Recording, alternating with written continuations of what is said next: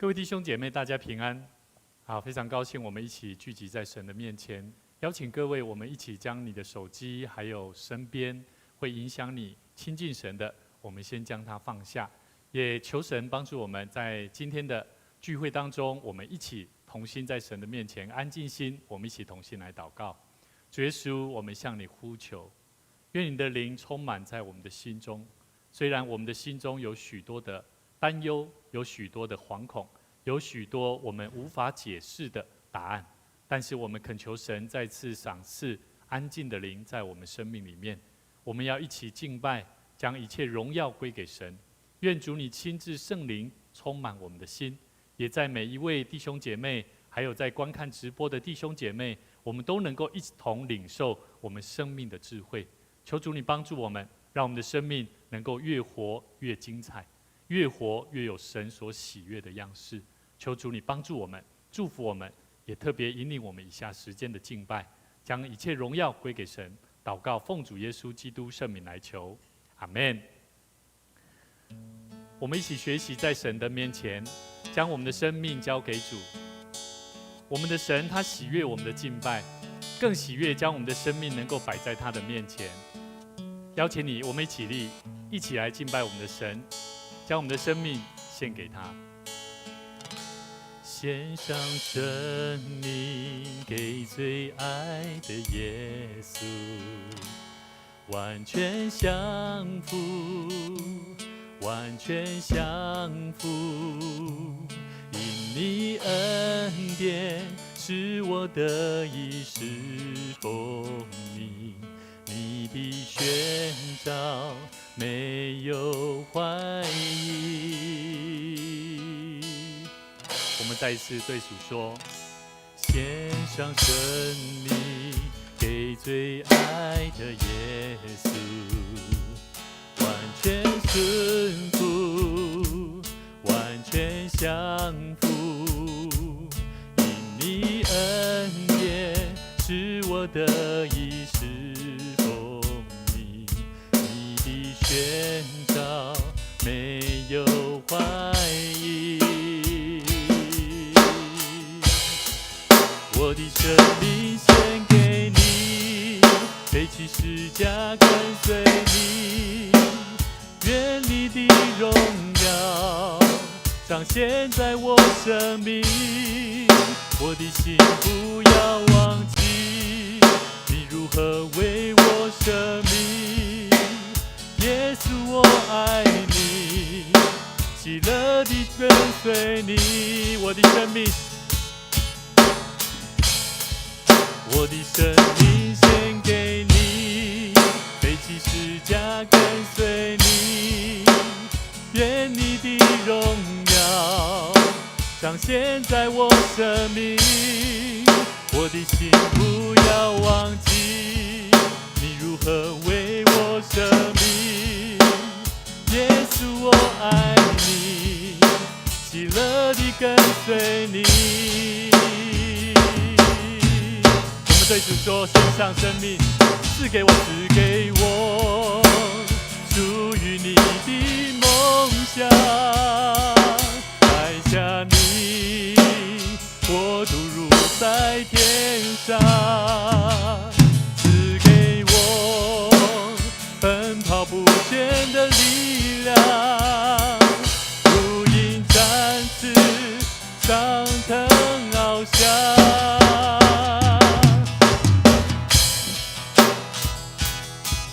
给我属于你的梦想，带下你，国度如在天上。赐给我奔跑不倦的力量，如鹰展翅，上腾翱翔。我的生命献给你，背起十架跟随你，愿你的荣耀彰显在我生命。我的心不要忘记，你如何为我舍命。耶稣我爱你，喜乐地跟随你。耶稣我爱你，喜乐地跟随你。主耶稣，我们向你感谢，感谢你将那喜乐满满的膏油充满我们的心。虽然我们在这世上，无论是与人的关系，无论是在我们做你的侍奉工作，我们有许多的拦阻，有许多不解的地方，但我们依然求告神，愿主你赐给我们智慧，帮助我们在今年，在今天，我们即将进入2023年的年终年尾，我们更需要在神的面前向主你献上感谢，因为你赏赐给我们的恩典是超乎我们所求所想。我们更需要在神的面前用感恩的心向主你献上感谢。求主你让我们定睛在神你的国度里面，让我们将主你的福音带到有需要的人身上，让我们能够成就神国度的心意。求主你继续带领我们，带领我们的敬拜，带领我们的聚会，从你的话语再次让我们经历神你与我们同在。向你献上感谢，祈求祷告，奉主耶稣基督圣名来求，阿们。请坐。这时候我们一起来做奉献。我们基督徒一起用奉献的行动，为要能够回应上帝在我们生命当中的祝福，也让我们一起在透过奉献来回应神的时候，我们一起来经历神，一起来经历神要赏赐给我们更丰盛的祝福。我们一起起立，我们一起来唱奉献的诗歌。我们一起来唱奉献的诗歌，奉献所有。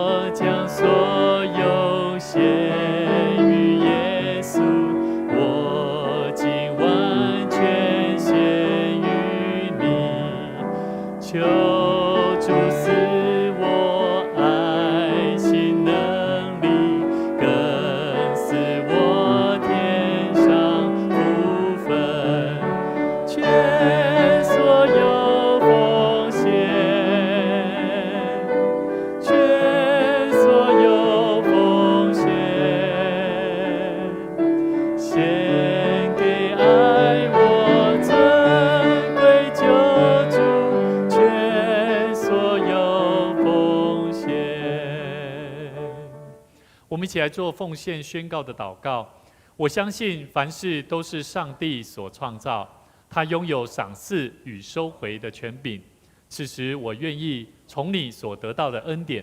用感恩与敬虔的心奉献在你面前。求主在我每次甘心乐意的奉献中，操练我更加顺服委身，分别我的生命。我相信奉献是栽种丰收的种子，我深信奉献是实践基督的生命，我确信奉献是生命主权的交托。求主按照你的信实与怜悯赐福我们，保守你的教会，坚固你的百姓。奉主耶稣基督的名来求，阿们。我们请坐。牧师在这边来消息报告。大桥教会在今年我们明天是这个主日最后一个主日，那我们邀请每位弟兄姐妹，我们一起能够一起在感恩当中向神献上感谢。那我们本周明天的小组聚会暂停1周，那但是我们在明天晚上8点到9点有跨年的感恩祷告会，也邀请弟兄姐妹能够拨空一起来参加。那我们在礼拜2我们要召开这个长职会议，也请长职同工能够按时与会哈。那我们在1月21号我们会举行明年度的第1次的圣礼典。假如说弟兄姐妹你有预备心，想要转会籍或者是受洗的弟兄姐妹，也请你在祷告当中求神来预备你的心，让我们一起能够落户在神的教会，能够一起来被牧养，生命一起被造就。那我们在2月25号，明年的2月25号，我们会召开定期会员合会，也请我们每一个小组、牧区同工跟团队将我们的2023年的会计报告，还有2024年的预算、事工报告，还有活动计划，我们都能够一起做预备的工作，跟同工一起在祷告当中能够做好预备。那我们在2月11号以前将这些资料能够交给我们的子安弟兄。那我们在明年，因为旧历年新年新春礼拜我们定在礼拜6的时候，那所以呢，我们在2月11号的主日，我们暂停聚会，也请各位弟兄姐妹好好跟家人做团聚，那建立美好的关系，蒙神的赐福。今天牧师要跟大家分享一个主题，叫做当做一个传复活福音的使徒。在我们生命里面呢，我觉得在旧历年那我相信每一个人都有很多的收获跟改变。那我也相信在教会里面，我们也经历了很多服事上的建造的工作。那我特别感受很深是，我觉得人是生命都非常的软弱了。那我们也看到我们的弟兄，包含战生兄，还有这个荣南弟兄，还有神变弟兄，当他们离开的时候，我相信在我们当中的每一个弟兄姐妹都心里都非常不舍。但是我们可以了解到，生命是非常的软弱不足。那么我们要如何在旧历年旧的一年要过去的时候，我们要在神的面前更多的感恩的心。所以我也在此我也要感谢每一位同工我们一起在教会的服事当中，若不是各位能够跟牧师牧者一起配合配搭，我觉得这一切都不可能成就了。那我相信在这过程当中，虽然有许多的辛酸那我们本身也有不足的地方那我首先我要在这边也要跟每一位长职跟你们说声谢谢。那谢谢你们为教会、为上帝的教会齐心的努力跟付出跟奉献，那让我们的教会大桥教会能够走到今天，我觉得都有上帝满满的奇妙恩典。那我也感谢你们，也包容牧师那我在这边也要特别谢谢我们的子安弟兄那我觉得牧师，因为毕竟子安弟兄在参与我们的教会青年的部分牧师实际上真的非常感谢他。但是在这整个的沟通的过程当中，其实牧师有很多不是很细腻的地方特别是有时候牧师讲话可能比较冲了一点那可能也要请这个子安原谅了那其实我觉得我在这边，我想到说，我时常在跟神认罪悔改，说主啊，怜悯我，为什么过去我是被主你拣选呼召成为你的仆人，过去我的很多一些坏习惯，讲话不是很那么温柔的地方，怎么还是存在所以我一直在跟神认罪悔改，但是上帝却是用不同的方式在管教他的仆人。所以牧师你们应该都经历到这几个礼拜，其实每一个礼拜牧师都会讲，每一个礼拜上帝好像都在教导他的仆人做该做的事情，而且说当说的话。所以我觉得在今天我们一起在回顾2023年，神他为我们预备的这些产业跟生命的建造也好，其实牧师要邀请各位每一个人要回到我们自己的生命的本质面。所以我要跟大家分享，这是牧师在最后的2023年，其实我学到一个很重要，神一直在教导我的功课，就说我亲爱的弟兄们，这是你们所知道的，当你们个人要快快的听，慢慢的说，慢慢的动怒。所以这对我来讲，其实从我国中时期叛逆到现在为止，其实实际上虽然不是很完美完全，可是我觉得神都一直在教导我如何做一个像圣经里面雅各书1章19节所说的。所以我非常谢谢你们，也非常谢谢每位同工，你们愿意温柔善待你们的牧者，然后委身在神的国度工作里面。所以有些时候我在认罪悔改里面，我非常感谢神，神愿意怜悯我，也求主帮助我。所以跟你旁边的人说，服侍神的路是要能够一起走进合一的道路。好，我们一起说，来，服侍神的路是要能一起走进合一的路。我觉得服侍神的路不是我们要建造多美的教会，或者是我们要建造多么有丰功伟业的福音产业，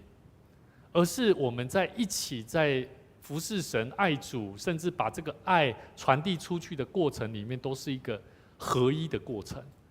但是这个合一的过程并不是那么容易，因为你一直在想的是，我觉得这个服侍神的路不是你会做什么，或者是你能做什么，或者是你该做什么。我觉得不是这些，而是我们可以一起做什么，甚至我们可以一起能去做什么事情，能够得蒙上帝的喜悦，而且要我们一起该做什么事情。所以这几个礼拜我们也知道，这个国家已经要进入这个总统大选，对不对？所以牧师一直提醒各位要做对的事情要选对的人所以在我们的生命里面，其实我觉得，在我们服侍神的道路上，当你一个人希望能够走进合一的选择里面，你会发现有些时候往往跟你自己的选择完全是怎么样？是相反的。譬如说，我这个礼拜牧师跟牧师娘实际上每天晚上都睡得不是很好，为什么？因为我们的这个乔恩他不知道为什么，他突然间脾气变得好暴躁，甚至我们大大小小连牧师跟牧师娘那个个性脾气整个控制不住了。所以刚刚我也在教训我的乔恩的时候，也有点好像在宣泄那当我看到他，因为其实他口腔有很多的这个牙龈都已经发炎，那我们就开始祷告，甚至为了这件事情在想怎么教孩子。可是我们知道，我们期待孩子怎么样的时候，实际上我们做的方式却跟我们想的方法跟上帝都是有所违背的。所以我觉得一个人希望走进跟神有合一的选择当中的时候，偏偏有些时候我们做出来的事情的选择，却是跟合一的关系都是相违背的。所以我觉得我们为什么基督徒要时常在神的面前认罪悔改，实际上这是非常重要的事情。所以我觉得教会是一群人，我们都是走在一群人里面要走合一的选择。我们一定要选择做一件事情，叫做共同去面对问题啦。好，所以过去牧师在以前的教会，我不晓得这个道理真理，我就是选择反正你们没办法跟牧师合作那我就选择离开了。好，可是我现在发现说，其实我不能再做这样的牧者。我觉得当我们沟通有冲突、有问题的时候，我们应该都要能够静下来，大家好好的去探讨到底问题出在哪里。所以我觉得一个人，我们一起在神的教会甚至活动小组的关系里面，我们要进入2024年以前，我们必须要先再一次回顾我们的生命是否能够在神的爱里面、彼此信任的里面去做建造。所以今天为什么牧师用一个主题跟大家分享，叫做我们应当做一个传递复活福音的使徒啊？我们应当做一个传复活福音的使徒。我不是告诉各位我们是做一个当传福音的使徒啊，而是要有复活生命的福音啊。所以我要跟大家分享，在今天的圣经节里面，有非常多很重要的观念，都是谈论到认识神、认识主之后，我们都必须要领受一个生命宝贵的福音。什么福音？就是要能够带出从死里复活的生命，就是我们时常在讲的，我们有没有重生嘛？对不对？有没有人带一个顶头生啊？好像重新再生出来一样是不一样的，是重新设定目标的，甚至呢，我们才会有信心能够走得长远、有智慧的使徒了。所以我觉得这是我们认识神、认识这个信仰的一个核心价值，我们要一起来探讨。所以我要问各位，基督的信仰在做每一个跟其他的宗教基督教跟其他的宗教，我觉得最大的差异是在于我们是一个有信心的门徒啦。有信心的基督徒啦，因为信心来自于他的信念跟意念，甚至呢，他的信念跟意念也会决定了他的行为啊。所以我们反过来想，当一个人的行为他没有办法表现出来的时候，代表是什么？因为信心不足嘛，对不对？所以刚刚一开始牧师有讲到，我为什么要认罪、认错？为什么？因为我的讲话有些时候会很冲动，你知道吗？有些时候所以未来有机会担任长职要跟牧者同工要非常预备心呢。因为牧者有些时候会不小心那个很冲动的个性讲出来的时候，你们要能够包容你们的牧者，否则很多时候在这个过程当中你们无法理解。所以各位弟兄姐妹，我也在想，为什么我的行为还是会有这样子的冲动行为？其实我在神的面前认罪悔改，是我的信心不够。我不仅对上帝的信心不够，我对人的信心也不太够。所以我时常在神的面前认罪悔改，求主帮助我，让我要做他的服事工作以前，我必须要把我的信心、把我的生命交托给主，那才是真正复活的生命。所以雅各书有说一句话，我们一起来读5章16节说：义人祈祷所发的力量是大有功效。我们都是期待自己做一个上帝称为义人的，可是你们知道什么是义人吗？义人是你自己认为说，我可以做行为做得很好，才叫做义人吗？我要告诉你，我觉得义人代表的是罪得以赦免的人，他就是义人。所以，如果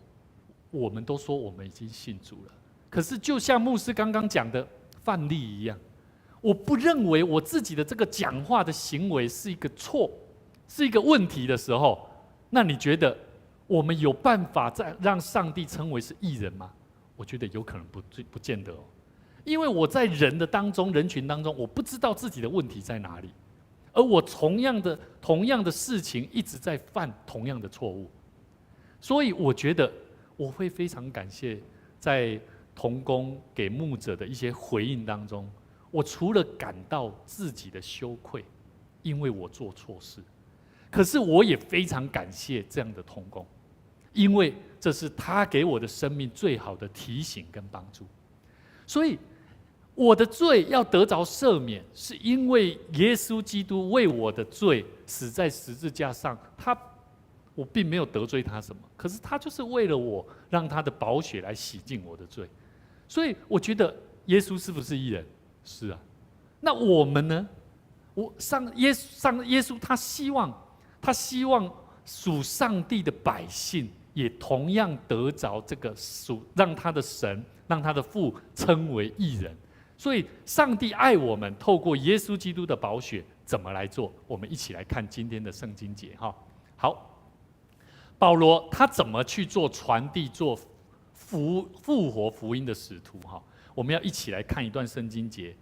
在哥林多前书第15章的第1节到第4节。第1节到第4节里面，他特别谈到了有关基督复活是福音的主要内容。我再讲一次基督复活是福音的主要内容。那么我们在讲说，我们都要出去传福音，对不对？我们要去报佳音，对不对？其实我们要去传福音、报佳音，都是一个意思，就是出去讲的人，这些人就像牧师在讲，我们出去要有喜乐，对不对？我们出去要不一样，就是因为我们这个人有没有像基督复活、生命重生一样的改变。所以如果你的生命是这样的人，我相信基督复活的真理就在你的生命里头，你知道这个福音的价值了。所以今天牧师要告诉各位，保罗他特别讲到哥林多前书的第15章第1节到第4节，他怎么说？他说：弟兄们，我如今把先前所传给你们的福音告诉你们知道，这福音你们也领受了，又靠着站立得住，并且你们若不是突然相信，能以持守我所传给你们的，就必因这个福音得救。所以我们要因为这个福音得救，就是必须要怎么样？来，我们看1、2节，刚刚所看的，就是必须要怎么样？不仅领受你还要持守站立得住而且不是突然相信的你突然相信，你把它看台语，他说不是康康型，意思就是说你信不是那种空空的，不好像没有什么获得了，突然的意思就是这种感受了，所以第3节他说我当日所领受又传给你们的，开始讲了福音的本质咯。第一个就是基督照圣经所说为我们的罪死了，而且埋葬了，又照圣经所说的第3天复活了。所以他讲到了耶稣基督复活几个重点。第一个，死，对不对？为谁死？为我们死嘛，对不对？他有没有埋葬？有没有？有还要埋葬他是要让人认清楚耶稣是真的死了。而且他有没有复活？有。那我们要来看一下埋葬耶稣的死，他不是只有形容一个死他还特别讲到埋葬了又照着圣经所说的第3天复活。为什么他特别也讲到埋葬？我们一起来看一段圣经节，约翰福音第12章24节跟26节。我实实在在告诉你们，一粒麦子不落在地里死了，仍旧是一粒；若是死了，就结出许多子粒来。若有人服侍我，就当跟从我，我在哪里，服侍我的人也要在那里。若有人服侍我，我父必尊重他。所以我们可以了解到，耶稣他的死，还有包含他的埋葬，都是代表着让人明明确确的、真真实实的明白，他的死是要带来结果实的生命。所以我们要理解，我们要明白，保罗他怎么样，他已经跟所有哥林多教会的人讲到，福音的本质就是什么？基督复活了，为我们死，而且为我们复活。所以呢，我们要继续看下去。保罗他又继续讲了第2个重点。好，我们要如何做一个复活福音的使命、传福音的这种人？第2个就是要举例。他怎么举例他举例很有趣第5节到第8节，他就解释了，有谁？他显给基法，就是彼得，也显给12使徒。后来一时又显给500多个弟兄看，其中一大半的如今都还在，却也有已经睡了，就是过世了。以后显给雅各看，再显给众使徒看，末了也显给我看，就是保罗。我如同未到产期而生的人一般。台语叫做哪准无到位，就是那种早产儿无到位出世的人赶快了。所以我们要理解保罗他不是说他自己是一个见证人耶稣基督这个复活的福音是很多人都有看到。所以我们基督徒我们要传福音要怎么传？第一个他已经讲到了，我们要传的重心是什么？福音的重心就是什么？基督从死里复活。第2个，我们要去举例要带着我们的弟兄姐妹说，我跟你说，我们这位弟兄他生命怎么改变，他生命怎么不一样。所以为什么牧师都时常希望大家要去把你的生命见证能够写出来，甚至要懂得去分享。所以当你在分享当中，你就像保罗，他是在举例给那一些哥林多教会、哥林多那一些不信的信徒一样，在让他们明白。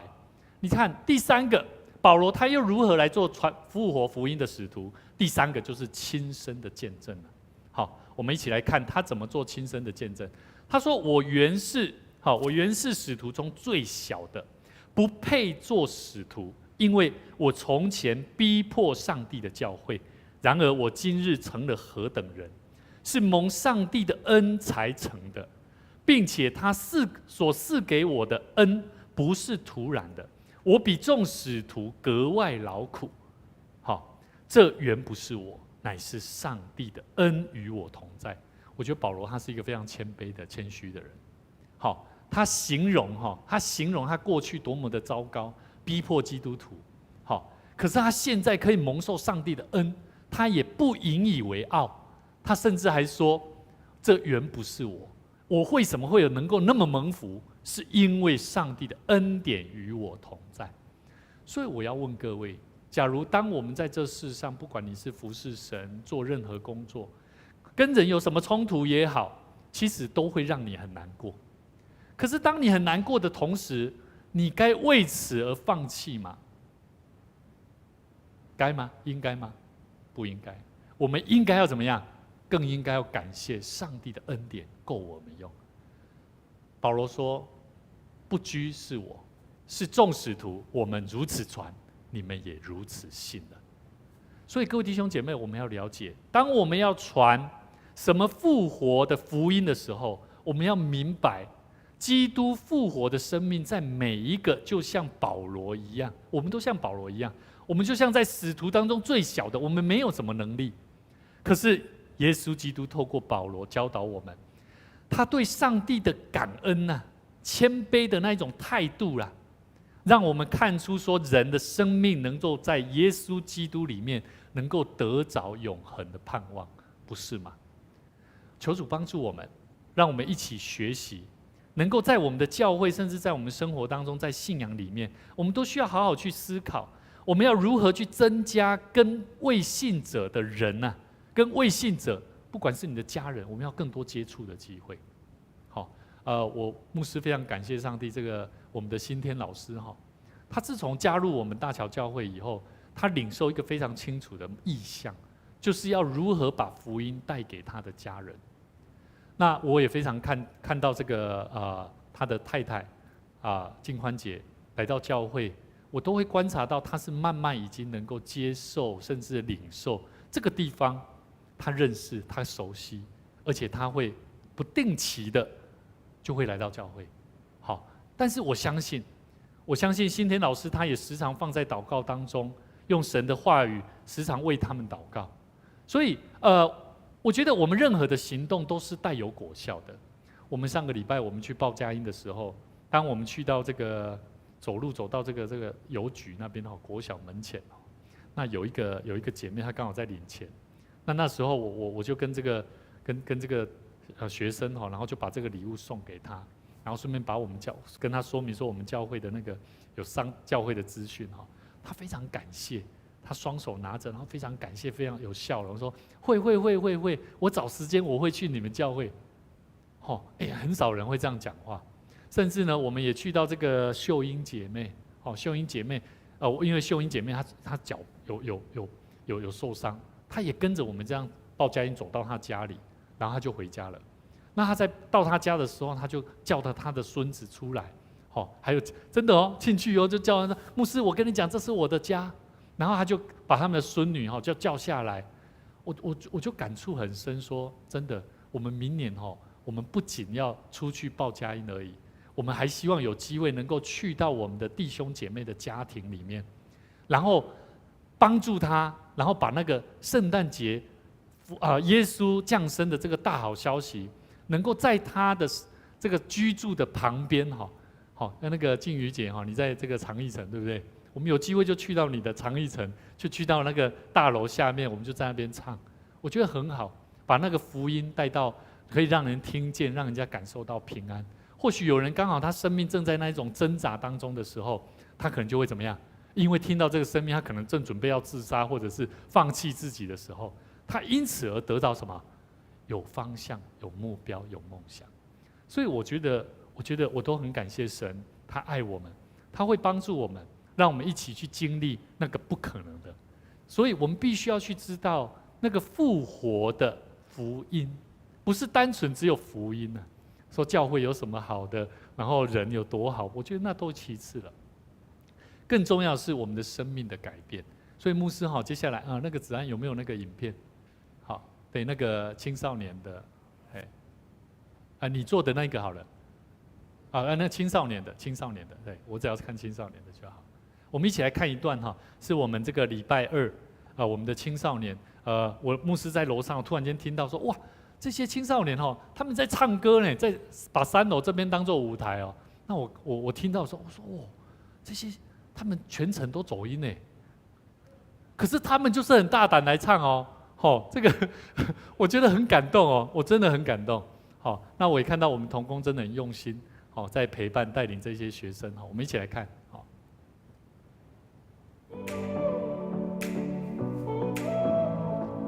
我才知道说毕勇他这个扯铃好厉害呢，而且是专业呢。我都很害怕，都他不小心丢到旁边的。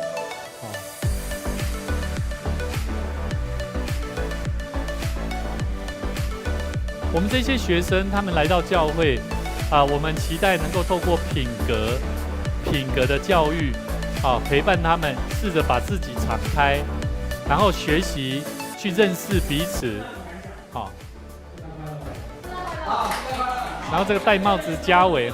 他是第一次做这个主持，主持人。候选人王建民。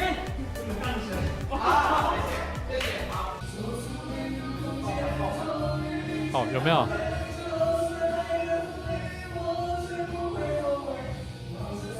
他们就是期待能够像歌星一样，能够唱这首歌，唱到那个韵味。有哦，有那个韵味哦，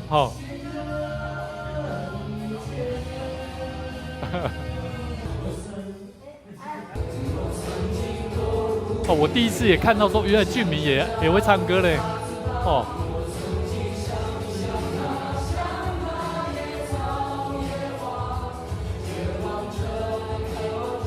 下次这些有唱歌的年轻人都要邀请他们来圣歌队哦。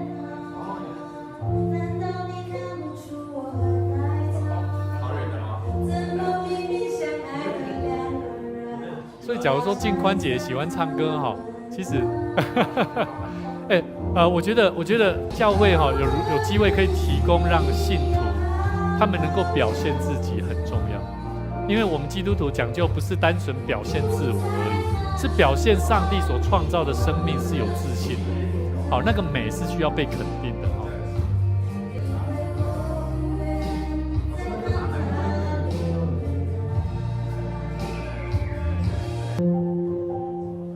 静瑶，我那天看到他弹琴，也很感动。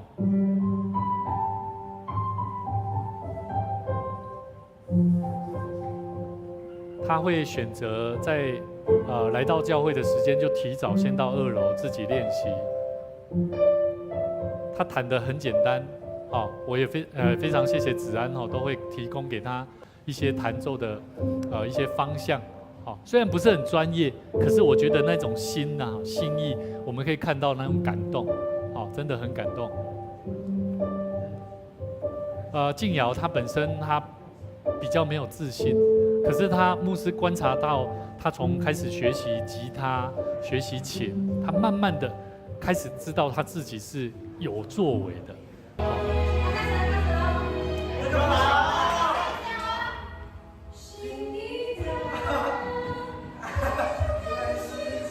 我们可能会觉得这些学生好像来教会都在唱歌，好像学了什么。我要跟大家分享，如果这些学生他们没有在教会做这些事，你觉得他们会去哪里？懂我意思吗？他可能是去花钱，他可能是去跟他的外面的那些朋友在声色场所接触不好的东西。所以牧师我觉得他们有机会，教会可以提供给他们去证明自己。我们就在他们证明自己的时候给予鼓励，给予引导，那我相信他们就被肯定。所以这位弟兄很帅很帅气，也很可爱。他非常善良。他来到，他是毕勇的朋友，毕勇他那一天带了4位朋友来。他叫什么名字？子安啊？平佑。你看跳舞哦。对，需要年轻人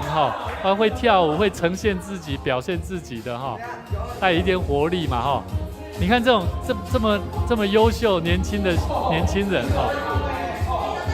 你说我们教会没有影响力吗？不是啊是有的。这个应该是看抖音的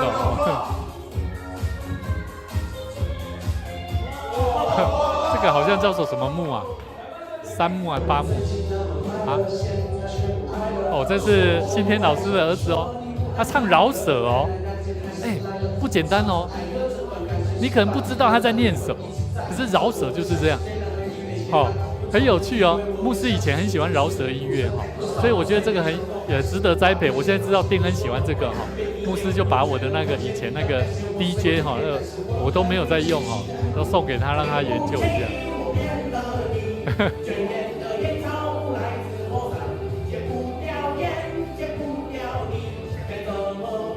我听完这个我们的定恩他唱这首歌我就很认真，我要去找这首歌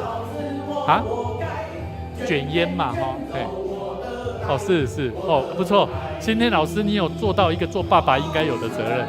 不错，很多爸爸不知道自己的孩子在干嘛。我们的子安辅导他现在弹吉他也是很有自信非常棒而且很到位所以也非常鼓励啦有兴趣想要来加入我们大桥教会的年轻朋友跟弟兄姐妹如果你在荧光幕前有看到，也非常欢迎你。我们都是用生命教育陪伴每一个孩子，让他们去认识神，让他们去经历神，甚至是认识自己我相信这都是非常重要的。他唱你真伟大。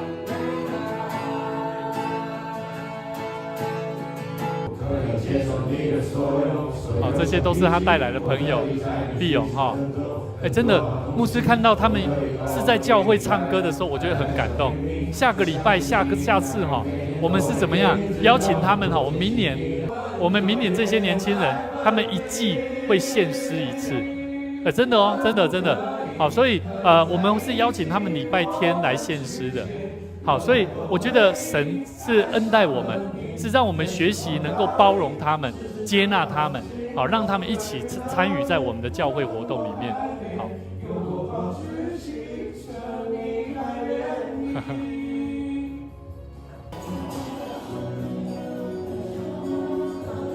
这个是云池。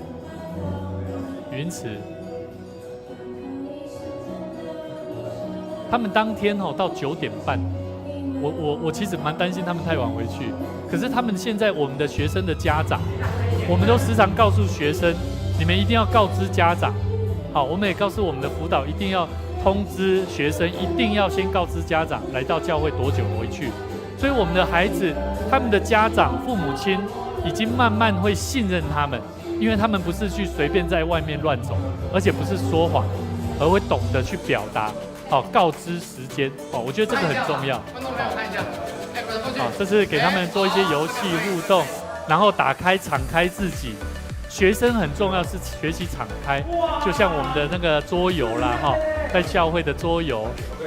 他们学习互动，然后学习讲话，学习表达，这些工作都是很重要的。现在有很多学生年轻人，他们不懂得表达，讲错了一句话就是踢卡挡球啦。真的不是很好。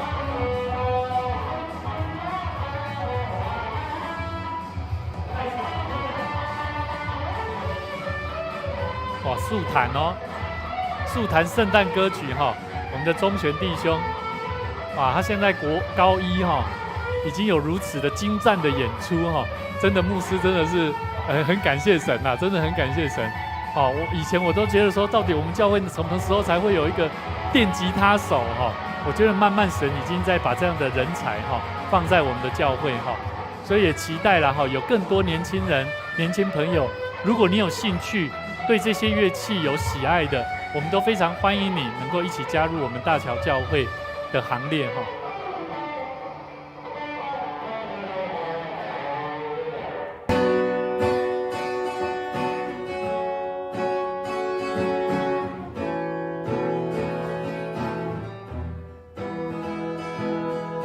弹错也没关系，他们就是学习表达，学习证明自己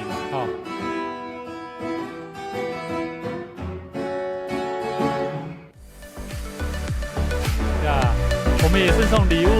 给他们，享受到领受到圣诞节的温暖跟祝福。真的非常谢谢我们的同工子安非常用心，还有子轩这段期间这样子陪伴我们这些年轻朋友，真的让我们这些年轻朋友看到了他们年轻的生命岁月里面有许多不一样的地方可以去发挥的。不是只有赚钱，而是让他们的生命能够在这圣诞节当中去领受到耶稣的爱。所以牧师也要祝福我们每一位弟兄姐妹，我们一起学习把这个得救的复活的福音就是我们生命当中可以彰显神的荣耀的地方，我们都能够学习去呈现。我们一起同心来祷告。主耶稣，你是赏赐人生命的主，透过耶稣基督的诞生，也让我们这世上能够有耶稣基督做我们生命的典范。我们也相信，在我们生命里头，我们需要每一天学习如何把神的爱能够分享出去。我们更需要从神的爱里面能够得着生命的盼望，是救赎的盼望，是复活的盼望，是生命改变的盼望。求主你帮助我们，当我们面对自己的软弱与不足的时候，我们恳求神赏赐我们智慧，帮助我们更多的明白你要救赎我们生命的智慧，如何从我们小事上做起，学习改变自己的态度，改变自己的心里面那个原罪，让我们在罪恶当中捆绑自己的地方，我们再一次得着释放。主啊，你告诉我们，在现在在地上捆绑的，在天上也要捆绑；在地上释放的，在天上你也要释放。求主你帮助我们，让我们学习，不管在与我们的朋友、亲人，还有在我们的家人同工里面，我们有软弱，我们有不同的地方，我们都能够学习包容，学习尊重，让我们学习能够用好的方式来做表达，来建立一个和好的团队，合一的团队。我们相信神，你要将你的爱透过我们，将这得救的福音、复活的福音传递出去。谢谢主，我们再次将一切的荣耀归给神，我们将一切荣耀归给神，也让我们的生命得着喜乐与盼望。祷告奉主耶稣基督圣名来求，阿们。好，今天我们要一起来讨论2个问题哈。